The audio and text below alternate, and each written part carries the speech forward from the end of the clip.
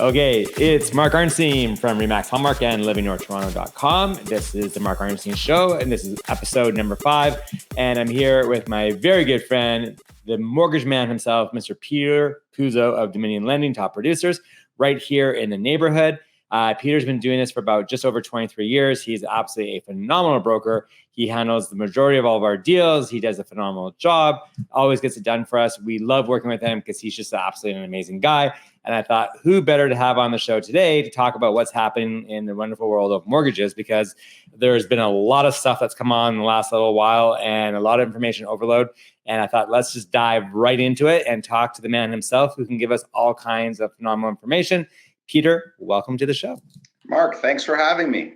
It's my pleasure. Now, we've done this before. So for those who have watched our vlogs, and we've had Peter on actually quite a few times already, and he's always just a wealth of information because he's such an awesome guy. So let's go off with the first thing that we're going to talk about today is now with the election that we just had, the Liberals had quite a few things on their housing platform, which I've talked before about also in our vlogs.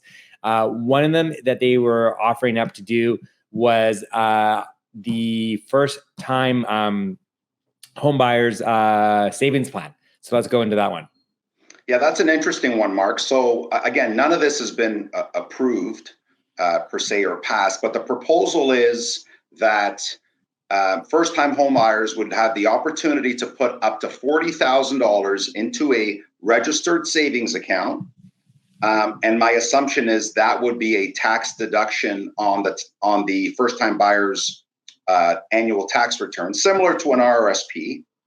However, when you pull it out, there'd be no tax implications. So the difference with the savings account comparative to the RRSP is that it would not have to be repaid. Right. So first time buyer puts 40 grand into an account, gets an income tax deduction on that 40 grand, and then is able to use that 40 grand towards the down payment of a purchase of their first home. And what's the max purchase price on that they can go up to? They didn't specify. So the fact that it's a government plan, again, I would assume that it would be a CMHC insured mortgage. Right. These plans really aren't designed to help people who are putting more than 20% down. But you can buy a home today with 30% down and still use your RRSP as part of that down payment. So right. They may not discriminate. If it's the same as the RRSP, there really is no cap on the purchase price. Okay, fair enough. All right. And now, but sticking with the CMHC part of it, they've increased the cap on CMHC amounts. Yeah, so that's the second proposal. So currently, the maximum purchase price on a CMHC insured mortgage is $999,999. So anything $1 million up is and no hey, longer. whoa, and don't forget 99 cents. Correct. I stand corrected. It's 999,000 is to increase the ceiling to 1.25 million, less a dollar or a penny in your example. So we're looking to increase it by 250,000. Right. Okay. And again, that's, the government realizes that property values have increased significantly, and that needs to move up, specifically in major urban centers like Toronto and Vancouver. Right.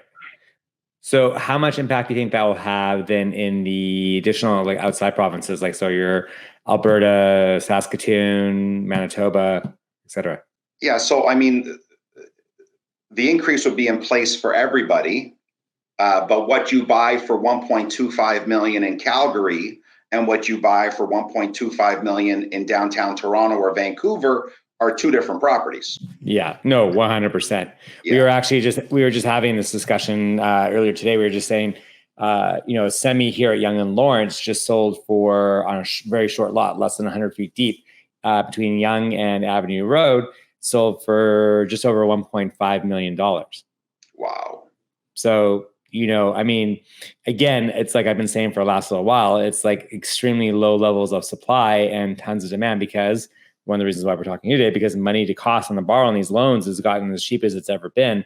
So it's driving a lot of people who are, let's say renting. And you think about it, I was having this discussion last night with my wife, actually. We were talking about, $1 million mortgage and how much it runs today. And I said, it's about $4,000 a month. She goes, that's a lot, isn't it? I said, not really when you think about it. I mean, it sounds like a lot when you say $1 million mortgage, but you think about the cost of borrow on a mill today is as cheap as it's ever been. Because if you had to go out and rent a house today, generally speaking, in most parts of Toronto, you couldn't rent a single detached home that is in very good shape for anything less than $4,000 a month. Yeah. You're really looking more between $5,000 and $6,000 a month. Yeah. So you think about that logically is that all of a sudden, well, wait a second, if I'm spending $4,000 a month, that's like, why, as long as I can scrape up enough money for a down payment, whether it's CMHC or not, I really should be getting into the market. And that's what's driving so much demand into the housing market today. Right. And I think the government, part of this increase acknowledges exactly that point, Mark, that, right.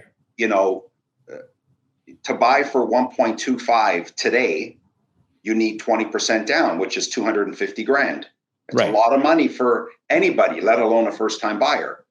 So the increase on the ceiling from CMHC might push that minimum down payment to 100,000 from 250. Right. There's a big difference there.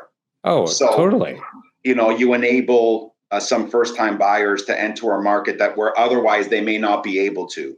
And also keep in mind, with rates being so low, the government is aware of the fact that mortgage arrears are very close to zero. Right. So there's very little risk here on CMHC's part. Canadians in general are very, very good at paying their mortgages on time. Yeah, which is interesting that you mentioned that too, because, unlike our counterparts to the south of us, who can get in with virtually actually almost negative down as opposed to any kind of equity, which is why the foreclosure rate is so high in the States anytime there's a big change in what's going on in the marketplace. But, especially we look back to 2008, 2009, when we had the financial crisis that came out of the States and ventured up into a little bit into Canada, it was more like we were just like deer in the headlights. We were just like, it was like we got hit by a ball and kind of like, we were just kind of stunned, didn't know what to do, had to wait for it to kind of play itself out. And then we realized, wait a second, we have phenomenal banking rules. We are really good. Like we're not in a position where we have to really worry as to our people who own homes and have mortgages really going into default. Yeah. At the end of the day, Mark, I've always believed that in Canada, every homeowner has skin in the game, right? So whether you bought a place last week or whether you bought a place 5 years ago, you put your hard-earned money towards the down payment of a home, right? And things have to get really bad for people not to make their mortgage payments on time. And even then, there's ways where the insurers, believe it or are great, where there's extenuating circumstances. The insurers will work with homeowners and put them on a payment plan to help them get back on track. Right. Okay. So payments. This is actually a good topic. Let's go into this for 1 second. The teacher's pension plan just made a very large acquisition. Yes. Which we were talking about this a little bit earlier today before we started doing the podcast about what that means and what the implications could be moving forward and what they visualize where the market's going and what's happening. You want to touch base on that real quick? Yeah, sure. I mean, for those that don't know, Teachers Pension Plan recently acquired Home Equity Bank, which is the mother company of the CHIP reverse mortgage product. So in Canada, we currently have two financial institutions that offer reverse mortgages, CHIP or Home Equity being one, and they've been around forever.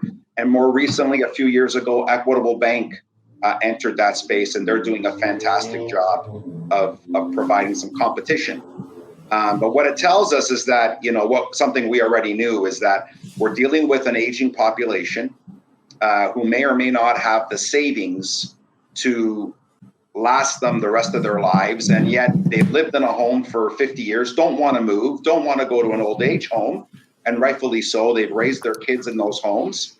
And these products give senior citizens or an aging population a great way to access equity in their properties. So whether it's one big lump sum or whether it's a monthly payment for a period of time, I think it's a fantastic product. I mean, my parents are relatively young. They're still in their mid to late 60s.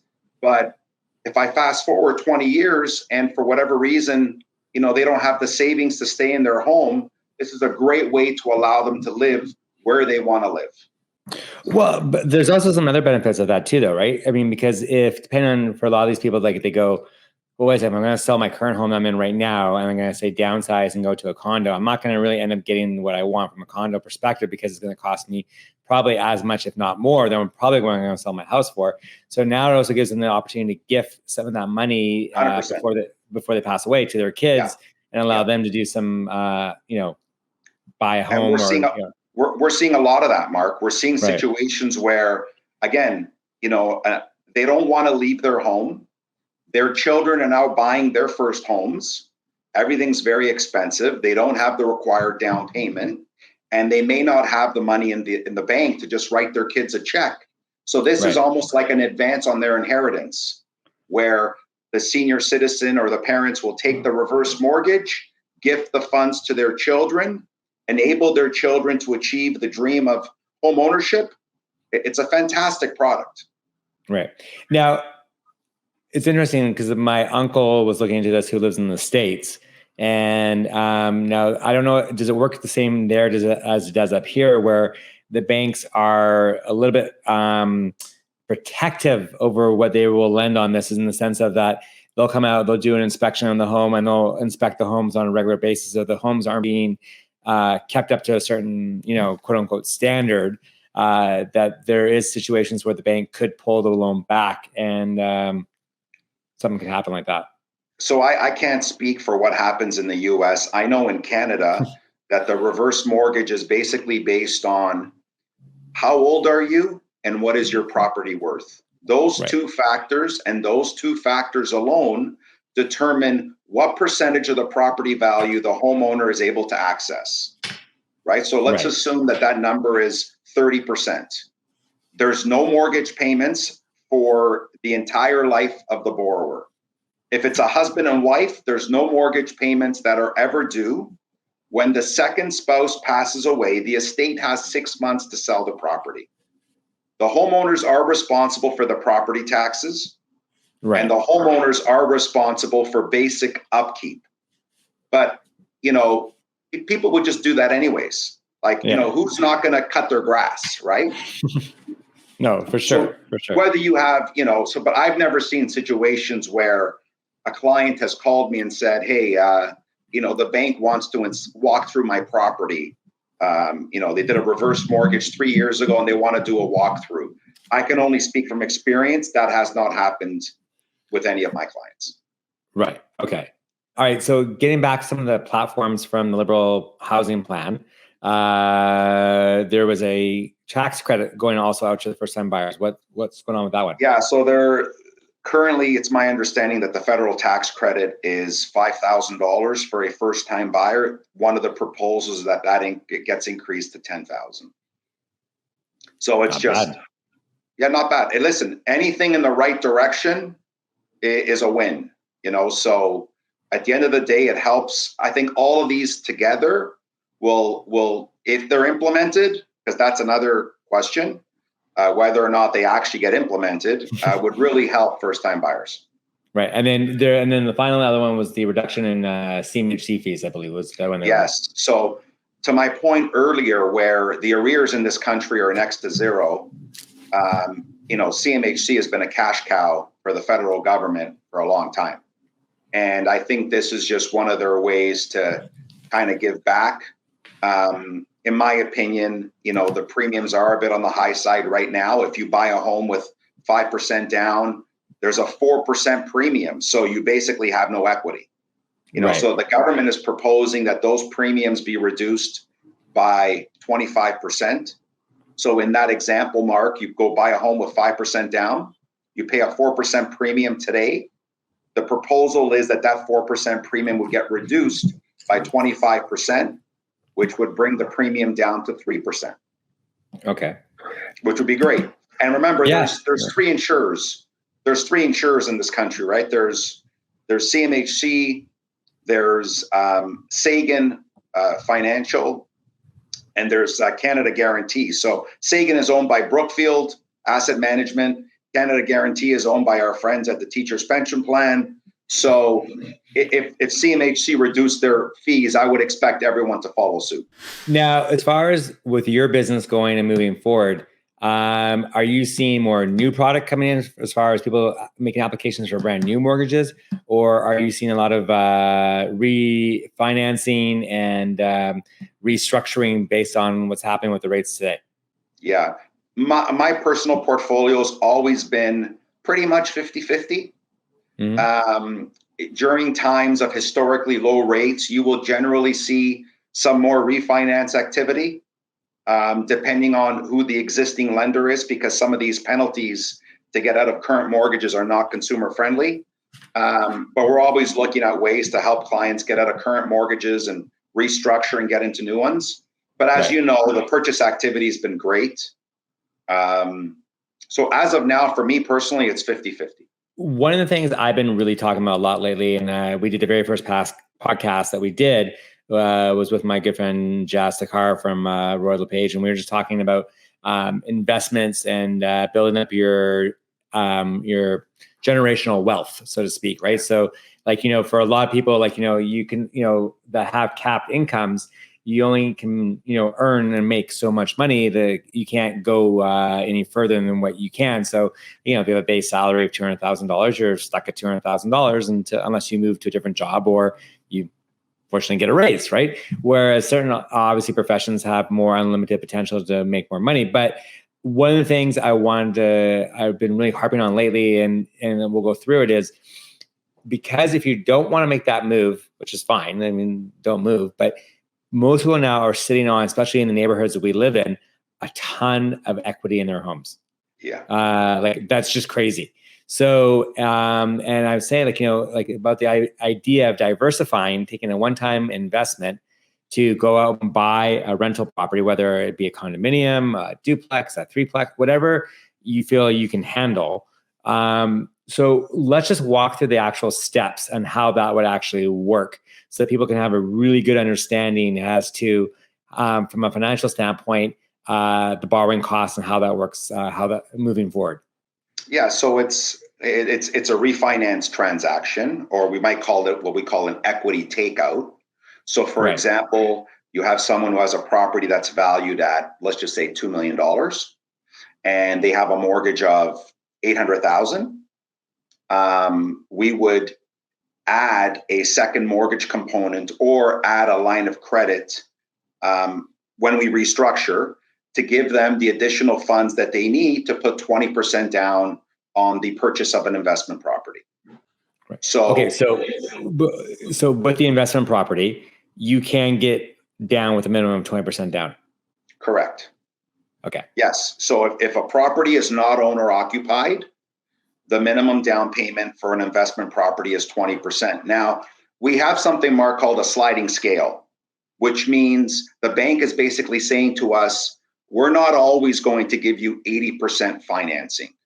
And that's determined by the type of property and the purchase price. So specifically on condos, the bank may not lend 80% on a $2 million condo that's being purchased for investment. They may only lend 75%. So those are case by case. But if it's a single family home, like a duplex, then we can definitely get 80% financing. And those properties will cash flow better than, a condo might. Right. Yeah, no, I mean, like it's different strokes for different folks. It's apples and oranges, and people like chocolate and vanilla. I, like I said, I've mentioned before, I'm a big believer. I like the duplexes or the threeplexes, just because you're not dealing with the condo board, you're not dealing with maintenance fees. Sorry, excuse me, I go sneeze. God bless you. God bless you. Allergies, nothing else. That's it. Just allergies.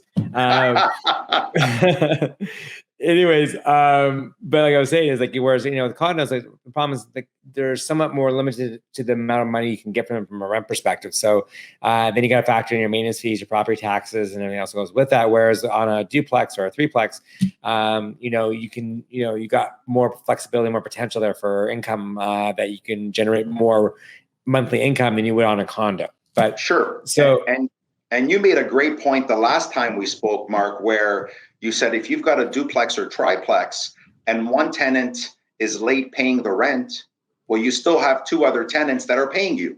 Right. Whereas with Exactly. a condo, you got one tenant, and if they run into financial hardship, you're kind of stuck holding the ball, right? So that was a great point. Totally. The last time we spoke, you brought that up. That's great advice. Thank you. I try. Okay, so you can borrow out the 20% that you need for the down payment, plus obviously your land transfer tax and your closing costs that you're going to have. Yeah. So let's say if the home's worth $2 million, you got $800,000 still owing on the mortgage, and the investment property you're going to buy is another $800,000. So all doable. Based on the equity that's there, because of that 1.2, we can borrow up to how much? 1.2 purchase price? No. So if the home's worth $2 million, yeah, the home that we can borrow 80% of the 1.2. Well, we can borrow 80% of 2 million, which is 1.6, right? 80% of the value of the home. Oh, less what's owing on the mortgage. Correct. So we're borrowing 800. Right. Okay. And yes, and keep in mind, whatever you borrow for the purposes of investment, not only is the interest that's being placed on the mortgage of the investment property tax deductible, so is the interest on the money that you're borrowing for the down payment. Is tax deductible as well. Yes. So when we restructure these types of scenarios, I like to have separate mortgage components, one for the personal side and one for the investment side. So I like to keep the mortgage component separate so that if CRA ever comes knocking, there's a clean paper trail as to what the money was used for. Right. Rather than mixing the investment and the personal into one, I like to keep them separate. Right. So there are financial institutions that allow us to have multiple mortgage products. Right. Okay, so let's say we buy something for $800,000. We're looking at 20% down. That's $160,000. So that gives us $640,000 left over on the mortgage. Yeah. So basically, and if you put it on a 5-year variable at 1 point. Yeah, so that's going to carry for $2,500 a month. That's it? Yeah. Okay, so now plus condo fees, Mark, and taxes or whatever. Right, but if it's a duplex, yeah, right, then you probably have say two bedroom units in there. You're probably getting $4,000 a month income, right? So then you think about it, so now you're actually in positive cash flow. Yes. So then you're getting enough money to one, pay back the money that you borrowed initially to do this with, or two, you could build up the equity that you bought. You just bought investment property that you just bought. You borrow you build equity in the property that you purchased. Right, and then you could refinance it again to go out and borrow again to buy. Absolutely. Yeah, another one.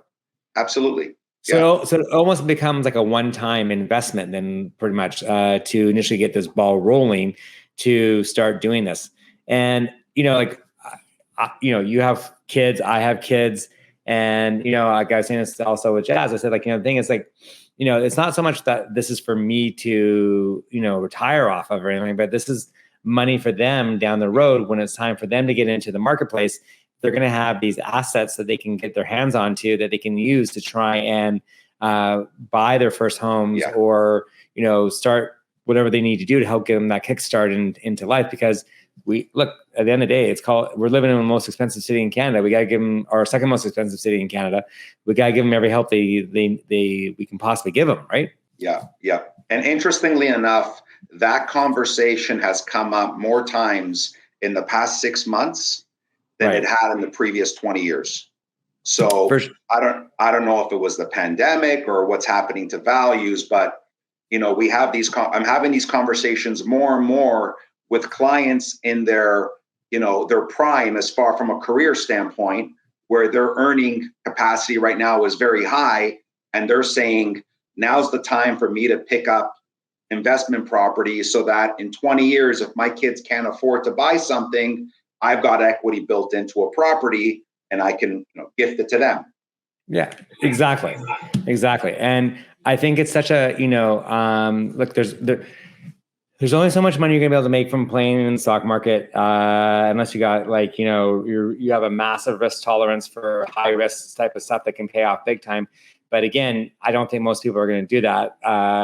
And you're only going to build, you're going to have a cap on your income earnings as to really how much you can make. So what other ways can you grow your net worth and increase your volume of business of income than to actually acquire investment properties? Because at the end of the day, there's always going to be a market for it, right? Because someone always needs a place to live. Yeah. Right. You have a tangible asset that you can use 100%. For leverage. You could sell. There's all kinds of things you can do with it. Right. And, one of the things I've always said too is that, it's not like people walk around and go, look at my stock portfolio. Look how, It's like, no, I have my house. I own another house over here. I have another house over here. People talk about that more than they do what they're doing with their stocks. Right. 100%. 100%. And historically, the stock market's on quite the run. But historically, when the stock market corrects itself, you actually have a lot more people that enter the real estate space because they kind of lose faith in that, in the market. And they want, like you said, they want a tangible asset. Right. And bricks and mortar. Right. And I think the key to this is that people understand is that the ability to finance to go ahead and do it is not that difficult. It's actually quite easy. And that's the part that I want to make with you is that from a borrowing lending perspective, to get the money available to make that first initial investment, it's relatively painless. It's just, what's 2 years of NOAs, notice of assessments. It depends, Mark, on what they do for a living. So if it's a salaried employee, it doesn't matter what they earned 2 years ago. Right. The only time we need 2 years of history is if we're using any sort of commission income or bonuses to help qualify for the mortgage. If not, we just basically ask our clients for a job letter and a couple of pay stubs, and we'll use their salary to qualify them. You okay? Right. Yeah, it went down the wrong way. I was so excited about the conversation. It went down the wrong way. Okay. So really it's and then the money that you're borrowing against your current home that you're living in, obviously that's interest free. I'm sorry. That's just interest only, not interest free. That'd be fantastic. It's interest only. So there's no principal. It's just pure interest. If we decide to go the line of credit route, yes. Or you could have a variable rate mortgage for the money that you borrowed as well. It doesn't have to be a line of credit. So I give my clients both options. I say, do you want, a variable rate mortgage to borrow the money for the investment property, or do you want a line of credit where you can make interest only payments? And I let them decide. They can have either or. What is there one that you recommend personally over one versus the other? The only reason why I prefer the mortgage, Mark, there's two reasons. Number one, the rate is lower. But number two, again, it's a separate component, right? So with a line of credit, you might initially use a line of credit for the down payment on an investment property. Right. Then 2 years later, you use it temporarily to buy a car. Right. Well, now you've muddled, you've made the situation more complicated from a tax standpoint because you threw in a personal expense when you originally had an investment that was deductible. So I like the mortgage. Like I have clients that have 3 rentals and they'll have 4 mortgages. 1 mortgage for their primary personal use and 1 mortgage for each rental. Right. So I prefer to keep it separate, but it's up to the client. Right. And just to give you an so we talked about, $160,000, $150,000 mortgage, or sorry, the cost to borrow on that amount of money, I should say, for the down payment. So if you did it as an interest only, you're looking at just under $400 a month interest only, versus if you did it as a, like I say, a variable rate mortgage and has the you're looking at $650 a month. No, I think it's less. I think it's $515. Because I just did it for my mom. Remember? If we do a factor of 4, So if it's $400 per 100,000, then 160,000 would be like $640 a month to carry. Right. Which is or you could do interest only. Yeah. So so either way, I mean, so it's not that expensive to do. And Right. then you got the tenant ideally covering the cost of the new mortgage of the property that you bought, plus your cost of borrowing the money that you took out to use. So at the end of the day, it's not costing you anything. You got everything's all covered, and now you got an asset that you can build equity off of and grow down the road. Right. So, and one thing that can't be forgotten is that when you're borrowing money at 1.5%, you've got more than half of that mortgage payment going to principal. right. So you've provided us with a scenario where the client is, let's say, cash flow neutral. The client that buys that duplex. Right. They're cash flow neutral, but they're making money every month because the mortgage on the rental property is being paid down and the mortgage on their existing is being paid down. Right. So cash flow neutral doesn't mean there's no ROI on that investment, not to mention the capital appreciation on the property going forward. Totally. So, and I said this, I brought this up with Jazz when we did the first podcast too. It's like, it was interesting. This is when I was still working and living in Vancouver, but Remax did a study. If you took the same amount of money you put into the stock market and you put the same amount of money into housing and you held it over the same period of time, the housing outperformed the stock market every single time. And there's one other very important thing to keep in mind. The leverage that you can apply to real estate is significantly higher than the leverage that you can apply to your stock portfolio, which is massive. But and again, and I want to make this very clear, and I want to reiterate this, and I think it's so important. By no means am I saying do not invest in the stock market, do not put money into RSPs, mutual funds, all those things. I'm just saying is that it's a good idea to diversify a little bit, and that the idea of putting some money into as long as you're prepared to be a landlord and can handle it, is a great way to build more generational wealth than just your traditional style of investing. That's just, I want to make that very clear. Yeah, and that's a great point.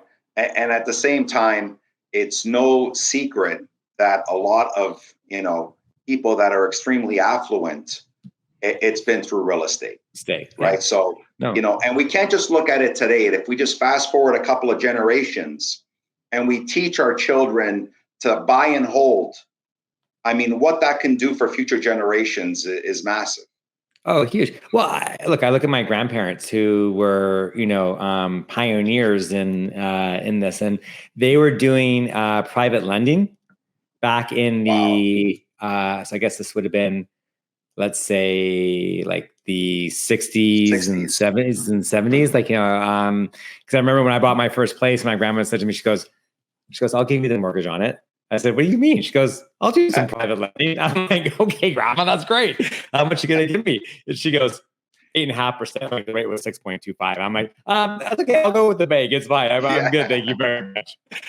But, that's great. But she's in her 80s at this point, right? And I'm like, good for you for having that entrepreneurial spirit, right? I mean, sure. She didn't even think twice about it. She was like all over it, right?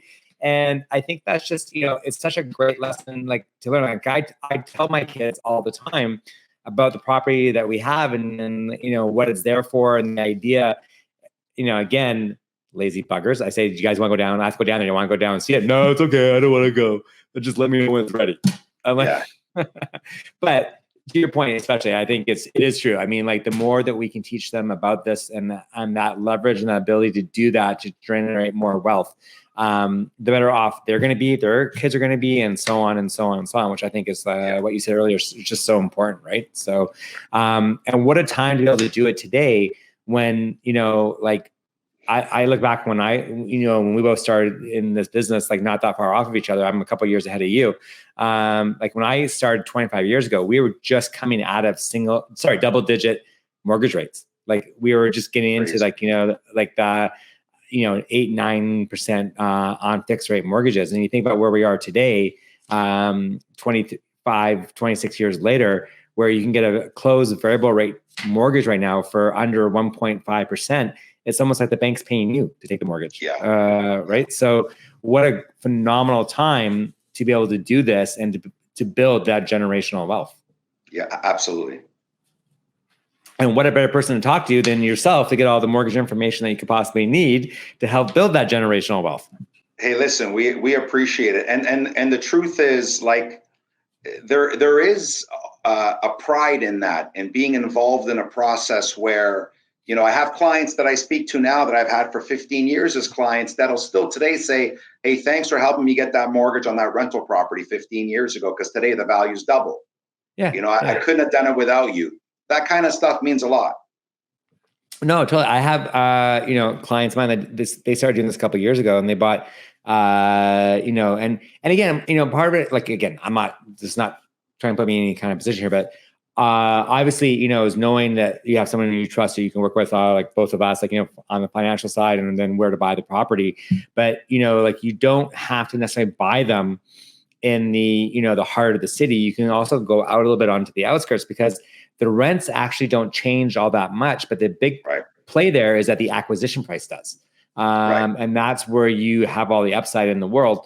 So I was saying, I have clients who bought in the Oakwood and Eglinton area, which is just, a neighborhood that's just, been doing this over the last 7-8 years. And they now have 2 properties over there. And like, they're just going, this has been amazing. Like, this, like, watching the equity grow has just been phenomenal.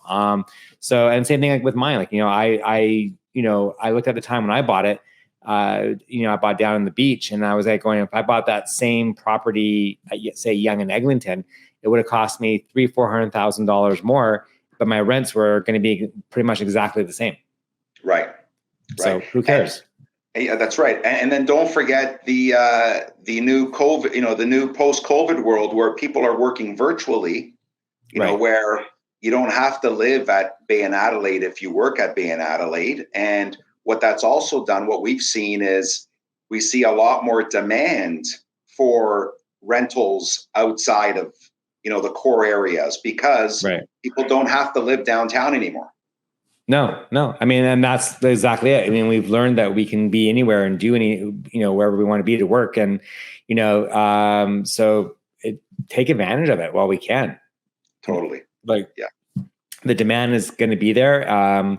And, yes, there's a bit of, hiccups from the sense that, the Residential Tenancy Act is a little bit one-sided in the way it favors the tenants, but you just gotta be smart about it. It's like anything you do. You just, be careful who you rent to. And, which I preach about this all the time. I think, the government wants to create more housing. That's one of the biggest things they need to do, is take a little bit of a revamp to the Residential Tenancy Act, because, don't make it so virtually impossible to get rid of a tenant if they're not doing what they're supposed to be doing and taking advantage of the system. So, but that's a whole nother conversation. That's not what we're here for today. And what we're here for today is to talk about the fact is that you are definitely preaching the fact of it's a great time to borrow money, to leverage, take advantage of rates being as cheap as they are. And, and we talked about this before, and I think the theory still goes true, is that, the variable right now is probably still the best way to go. Would you say?